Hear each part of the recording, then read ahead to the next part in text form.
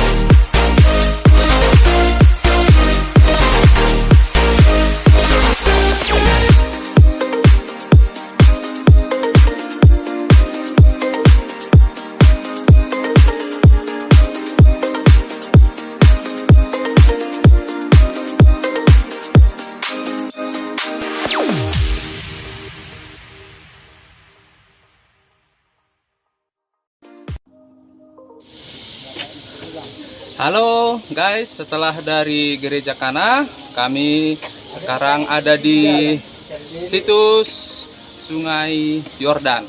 Tentu tahu Bapak Ibu, Sungai Yordan yang diceritakan di Alkitab kita. Jadi banyak cerita-cerita atau kisah yang menyebutkan Sungai Yordan. Beberapa kisah yang diceritakan di dalam Alkitab kita yang saya ingat. Pertama, itu sungai yang diseberangi oleh leluhur bangsa Israel, itu Yakub ketika dia lari dari abangnya Esau. Yang kedua, sungai yang menjadi tempat istirahat atau persembunyian, lebih tepatnya Nabi Elia ketika pada saat itu di Israel ada kelaparan.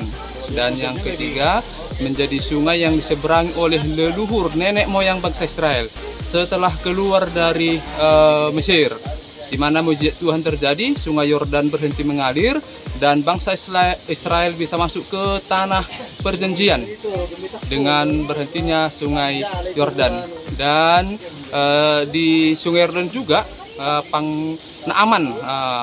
Naaman panglima negeri Syria disembuhkan dari penyakit kustanya oleh Elias.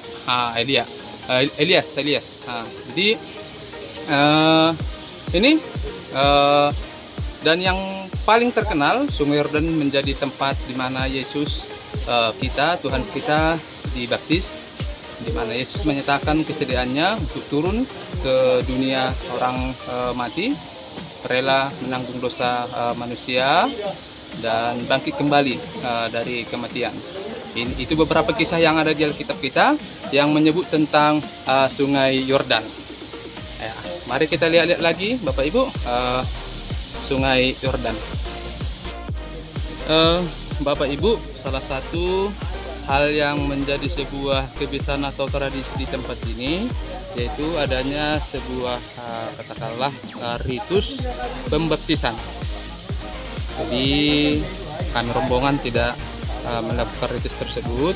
Jadi untuk orang yang pertama sekali mau dibaptis, mungkin ini salah satu menjadi tempat atau keronjuan mereka. Tentu dengan kita harus ketahui bersama penekanan baptisan yang kita terima dengan baptisan yang diterima oleh Tuhan Yesus itu tentu sangat berbeda.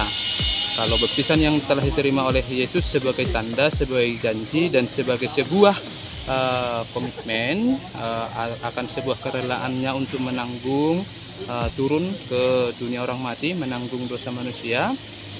Tentu kita tidak, kita manusia atau kita dibaptis tentu dalam pengertian sebagai tanda akan pengampunan dosa dan sebagai tanda akan sebuah kelahiran baru.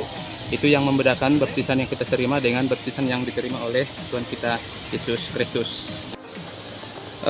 Bapak Ibu, kalau kita lihat atau saya perhatikan tepatnya di tempat ini, mungkin ini pendapat saya. Sungai Yordan kalau dibandingkan dengan katakanlah sungai yang ada di Indonesia, yang ada di Sumatera, yang ada di Nagori Bahapal, Tinggi Seribu Bahapal, masih jauh lebih indah. Sungai Bahapal yang ada di desa Tinggi Seribu dibandingkan dengan Sungai Yordan. Tapi tentu bukan dalam konteks keindahan kita datang ke Sungai Yordan ini, tapi lebih kepada konteks ada sebuah nilai, ada sebuah sejarah yang terjadi di tempat ini.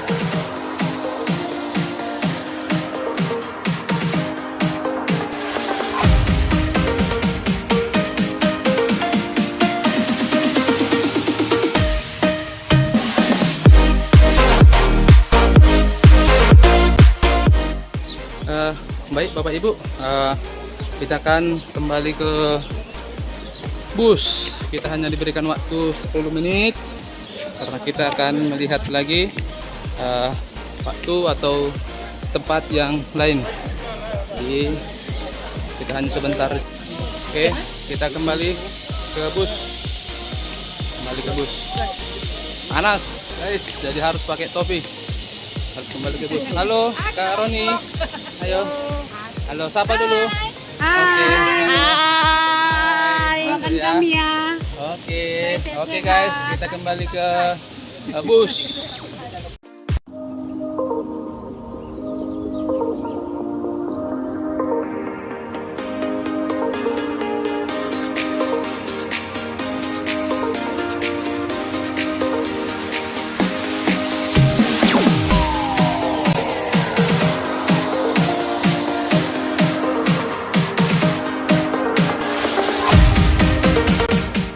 Oke, kita akan kembali ke bus ya. Setelah kita mengunjungi Sungai Yordan. Kita kemana lagi Kak Ros? Kita akan naik perahu. Naik perahu di sana. Di mana naik perahu? Di danau. Danau Galilea. Dan setelah naik perahu, Kami akan kita akan siang makan ikan petrus. makan ikan petrus. Oke guys, kita lanjutkan perjalanan kita. This is my driver. Ya. Shalom.